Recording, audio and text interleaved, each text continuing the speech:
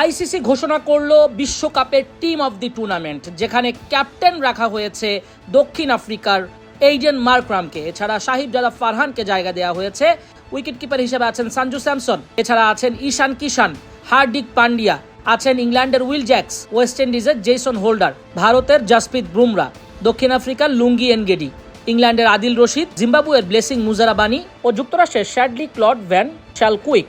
এই পেসার মাত্র 4 ম্যাচেই 13 উইকেট নিয়েছেন, যার কারণে আইসিসি তাকে একাদশে রেখেছে। একাদশে 4 জন সর্বোচ্চ ভারত থেকে জায়গা পেয়েছেন।